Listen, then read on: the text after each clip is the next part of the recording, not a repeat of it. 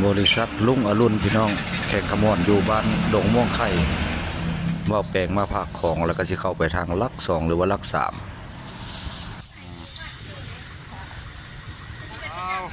สบายดี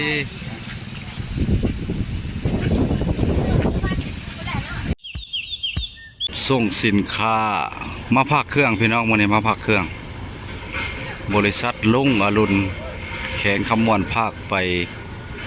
แข่งเวียงจันทน์เนาะขากไปบ้านนาไซแข่งละครหลวงเวียงจันทน์พี่น้องบางคนว่าสิบริษัทลุงอรุณจุดใส่เนาะอยู่บ้านดงม่วงไข่พี่น้อง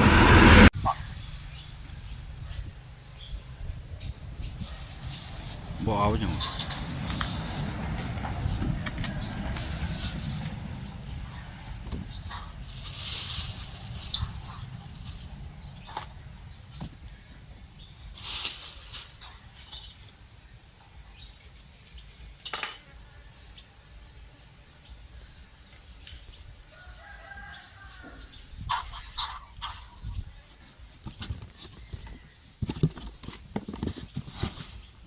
บริษัทลุงอรุณสาขา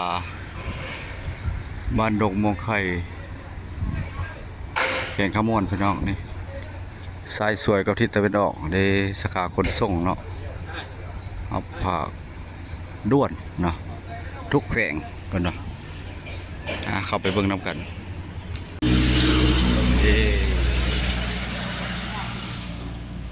ติดเป็นโลบ่ติดเป็นกิโลบ่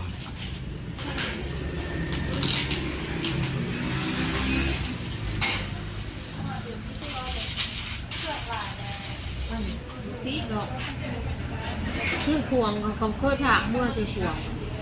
ไม่โดนผักเครื่องที่ว่ามันเป็นเครื่องเปียกแต่ว่าเฮามันบ่นั้นแล้วก็แล้วไป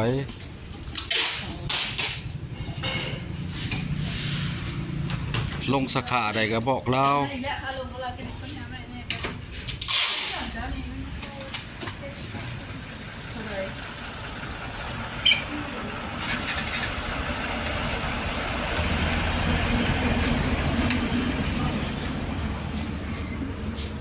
เท่าไร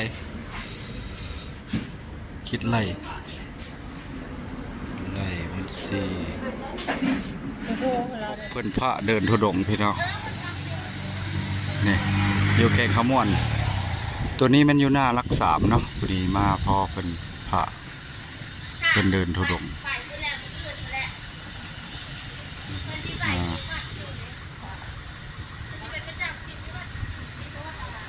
เพื่อนไปทัดมาเก้ากันหมด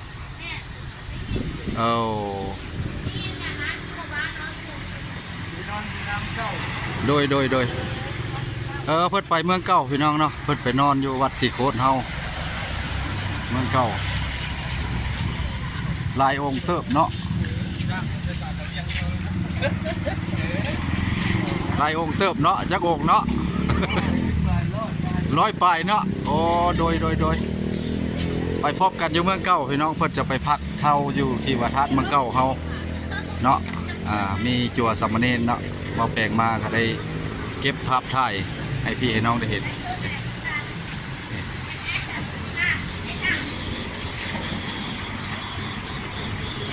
หลายองค์สมควรเนาะพี่น้องในข่าวก็มีนะ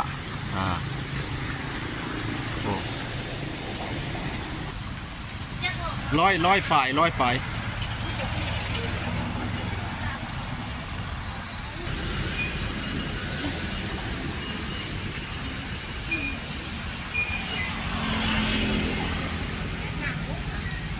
จักองเนาะเขาหน่อย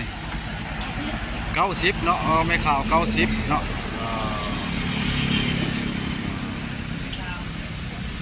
สบายดีไหมข่าวสบายดี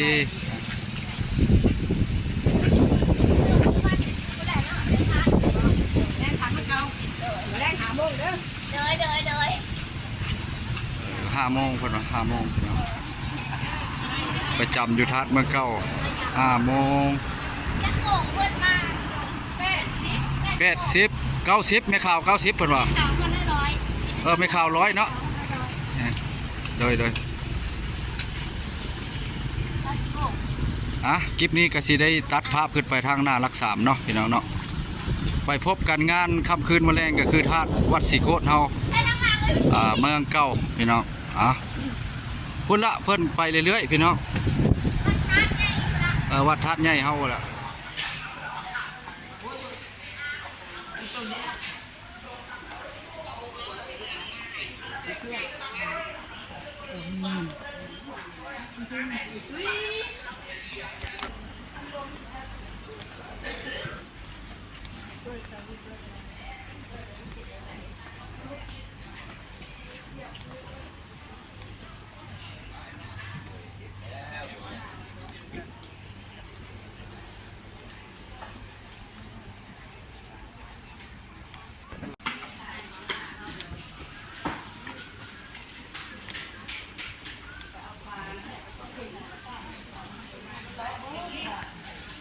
ตลาดหลักสองพี่น้อง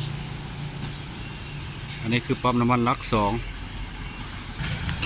วงเวียนหลักสองออกมาจากคอยหลักสองตัวนี้ก็แม่นตึกธนาคารส่งเสริมกิจกรรมเนาะเพิ่นกำลังเฮ็ดใหม่หลังสร้างตึกใหม่พี่น้องหลังเฮ็ด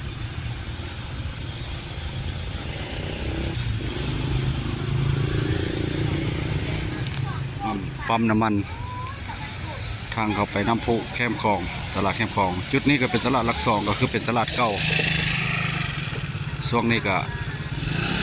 กลายเป็นตลาดใหญ่ไปแล้วพี่น้องโซนนี้ทางเข้าใช่ทางเข้าก็มีหลายทางซอยน้อยซอยใหญ่